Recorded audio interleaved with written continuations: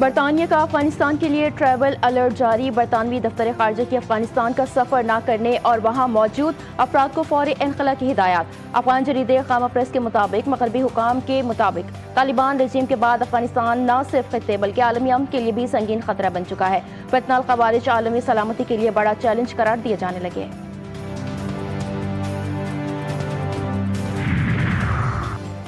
بھارتی ریاست منی پور میں علیحدگی پسند تحریکیں۔ بھارتی جریدے اکھرول ٹائمز کے مطابق کوکی قبائل نے منی پور میں الگ انتظامی ڈھانچے کو واحد حل قرار دے دیا۔ کوکی کمیونٹی کا کہنا ہے کہ جبری نقل مکانی اور شدید جانی و مالی نقصانات برداشت کر چکے۔ بی بی سی کے مطابق مئی 2023 سے منی پور میں نسلی فسادات میں ہزاروں افراد ہلاک ہو چکے۔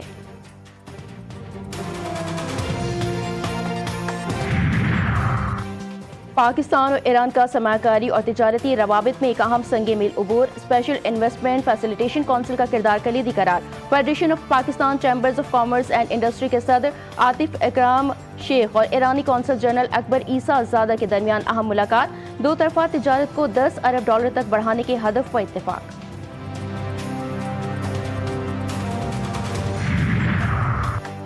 پاکستان کے شمالی علاقہ جات میں ڈیجیٹل دور کی نئی تاریخ رقم۔ ایس سی او کا جدید نیٹ ورک گلگت بلتستان اور آزاد جموں کشمیر میں فعال۔ اسپیشل کمیونیکیشن آرگنائزیشن نے ڈیجیٹل کنیکٹیوٹی کو قومی ترجیحات میں شامل کر لیا۔ High altitude towers, fibre optic اور جدید بیک ہال نیٹ ورک کے ذریعے ڈیٹا سپیڈ اور سروس کوالٹی میں نمایاں بہتری۔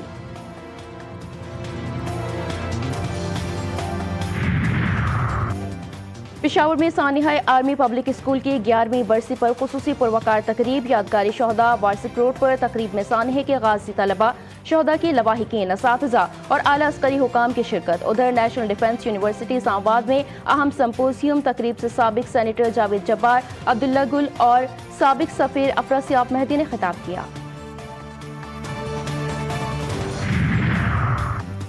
لاہور ایئرپورٹ پر جوتوں اور کپڑوں میں چھپائی گئی منشیات برآمد۔ ایئرپورٹ سیکیورٹی فورس کی بڑی کارروائیاں۔ جدہ جانے والی پرواز کے 2 مسافروں کے سامان سے منشیات آلود بغیر سلے کپڑے برآمد۔ دوحہ جانے والی پرواز کے مسافر کے پہنے ہوئے جوتے میں چھپائی گئی منشیات کے 27 کیپسول برآمد کر لیے گئے۔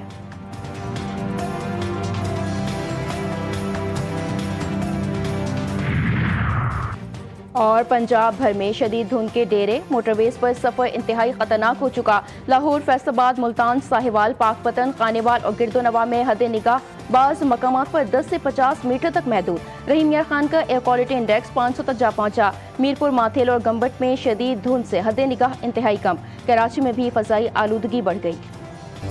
وزیراعظم کے مشورے پر اہم قانون سازی کی منظوری۔ صدر مملکت نے قانون شہادت ترمیمی بل کی منظوری دے دی۔ King Hamad university of nursing and associated medical sciences bill کی توثیق۔ National commission for minorities rights bill کی بھی منظوری۔ دانش اسکولز اتھارٹی بل صوبائی مشاورت کے لیے وزیر اعظم کو واپس بھجوا دیا۔ کراچی میں بھتہ خوری میں ملوث 7 ملزمان گرفتار ملزمان کا جمین شانگا اور سمت کاٹھیا واڑی گروپ سے تعلق۔ رینجرز اور ایس آئی یو پولیس کی ضلع سینٹرل اور سٹی ساؤتھ میں مشترکہ کارروائی۔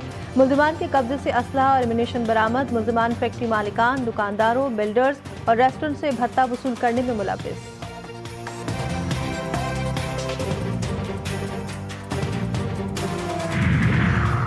امریکہ میں اسرائیل کی حمایت کم ہوئی ہے۔ صدر ٹرمپ کا اعتراف، کہتے ہیں امریکی کانگریس میں یہود مخالف لابیاں سرگرم ہیں۔ غزہ میں 59 ممالک بین الاقوامی استحکام فورس میں شمولیت چاہتے ہیں۔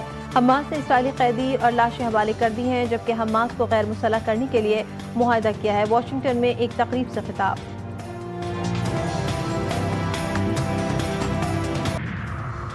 امریکی صدر ڈونلڈ ٹرمپ نے مزید 20 ممالک کے شہریوں پر سفری پابندیاں لگا دی۔ نئی پالیسی کا اطلاق 1 جنوری سے کیا جائے گا۔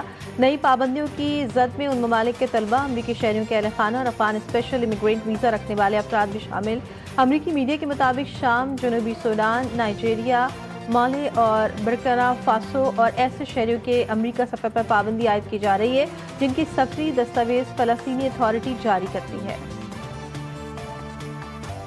کراچی میں ٹارگٹ کلنگ کا سوئچ پھر آن، رات گئے نارتھ کراچی بلال کالونی میں ہوٹل پر فائرنگ، سیاسی جماعت کا کارکن جاں بحق۔ مقتول کراچی واٹر بورڈ کا ملازم اور 4 بچوں کا باپ تھا۔ لاش اسپتال پہنچنے کے بعد S S P district central کے اسپتال آمد۔ لواحقین کو قاتلوں کی جلد گرفتاری کی یقین دہانی۔